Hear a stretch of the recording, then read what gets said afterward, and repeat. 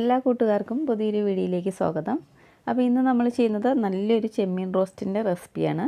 അപ്പോൾ വീഡിയോ ഇഷ്ടപ്പെടുവാണെങ്കിൽ എല്ലാവരും ഒന്ന് ലൈക്ക് ചെയ്യണം. അതുപോലെ ആദ്യമായിട്ട് ചാനൽ കാണുന്നവരുണ്ട് ഒന്ന് സബ്സ്ക്രൈബും കൂടി ചെയ്തിട്ട് സപ്പോർട്ട് ചെയ്യണേ. അപ്പോൾ നമുക്ക് ഇതെങ്ങനെയാണ് തയ്യാറാക്കിയെടുക്കുന്നതെന്ന് നോക്കാം.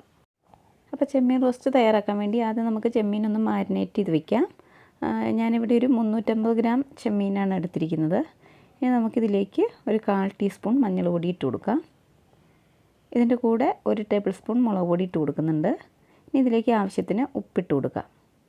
അതിനുശേഷം നമുക്കിതിലേക്ക് 1 ടീസ്പൂൺ വിനാഗിരിയോ അല്ലെങ്കിൽ നാരങ്ങയുടെ നീരോ ചേർത്ത് കൊടുക്കാം.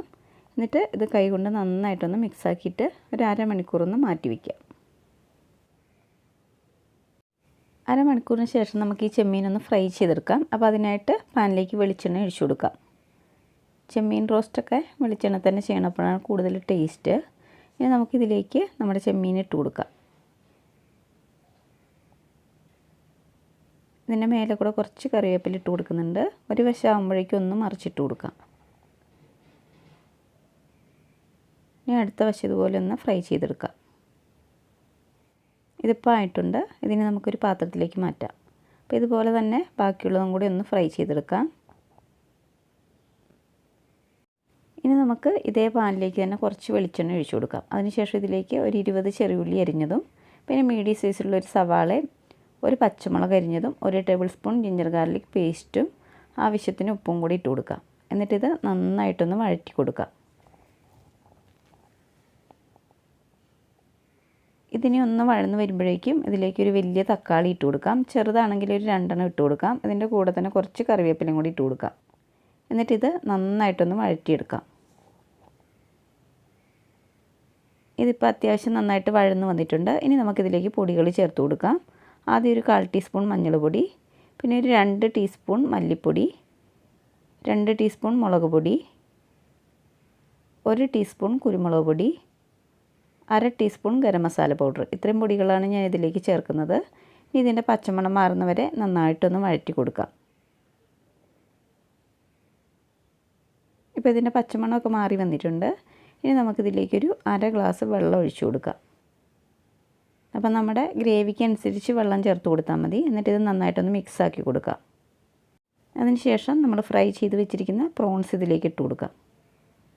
എന്നിട്ട് ഇതെല്ലാം കൂടെ നന്നായിട്ടൊന്ന് മിക്സാക്കി എടുക്കുക. അതിനുശേഷം നമുക്കിത് അടച്ച് വെച്ചിട്ട് മീഡിയം ഫ്ലെയിമിൽ വെച്ചിട്ട് ഒരു 4 മിനിറ്റ് ഒന്ന് കുക്ക് ചെയ്തെടുക്കാം. ഇപ്പോൾ ഒരു 4 മിനിറ്റ് ആയിട്ടുണ്ട്. അപ്പോൾ നമുക്കിതൊന്ന് തുറന്ന് നോക്കാം. ഇതൊന്ന് ഇളക്കി കൊടുക്കാം. ഇപ്പോൾ ഇതിലെ വെള്ളമൊക്കെ ഒന്ന് വറ്റി വന്നിട്ടുണ്ട്. അതുപോലെ പ്രോൺസൊക്കെ കറക്റ്റ് പാകത്തിന് വെന്ത് കിട്ടിയിട്ടുണ്ട്. അപ്പോൾ ഞാൻ ഈ ഒരു പാകത്തിനാണ് എടുക്കുന്നത്. അപ്പോൾ നിങ്ങൾക്ക് കുറച്ചുകൂടെ ഗ്രേവി വേണമെന്നുണ്ടെങ്കിൽ ഈ സമയത്ത് ഇതിലേക്ക് ഒരു 1/4 കപ്പ് തേങ്ങാപ്പാലും കൂടെ ചേർത്ത് കൊടുത്താൽ മതി. ഇനി അതല്ല ഇത് കുറച്ചുകൂടെ ഡ്രൈ ആക്കി എടുക്കണം എന്നുണ്ടെങ്കിൽ നമുക്ക് കുറച്ച് നേരം കൂടെ അടുപ്പത്ത് വെച്ചിട്ട് ഇതിലെ വെള്ളമൊക്കെ ഒന്നുകൂടെ ഒന്ന് വറ്റിച്ചെടുത്താൽ മതി. അപ്പം ഞാൻ ഈ ഒരു പാകത്തിനാണ് എടുക്കുന്നത്. ഞാനപ്പോൾ തീ ഓഫ് ചെയ്തിട്ടുണ്ട്. ഇതിന് നമുക്കൊരു പാത്രത്തിലേക്ക് ഇട്ട് കൊടുക്കാം. പിന്നെ എരിവൊക്കെ നമ്മുടെ ഓരോരുത്തരുടെയും എരിവിനനുസരിച്ച് ചേർത്ത് കൊടുത്താൽ മതി.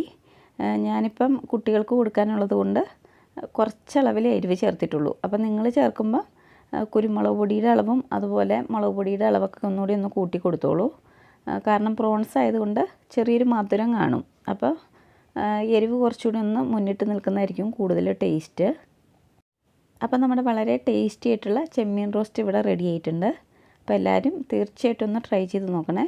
നല്ല ടേസ്റ്റ് ഉണ്ട്. അപ്പോൾ വീഡിയോ ഇഷ്ടപ്പെട്ടിട്ടുണ്ടെങ്കിൽ ഒന്ന് ലൈക്ക് ചെയ്യുക. അതുപോലെ തന്നെ ആദ്യമായിട്ട് എൻ്റെ ചാനൽ കാണുന്നവരുണ്ട് ഒന്ന് സബ്സ്ക്രൈബും കൂടി ചെയ്തിട്ട് സപ്പോർട്ട് ചെയ്യണേ. അപ്പോൾ അടുത്തൊരു വീഡിയോയുമായി കാണുന്നവരെ ബൈ.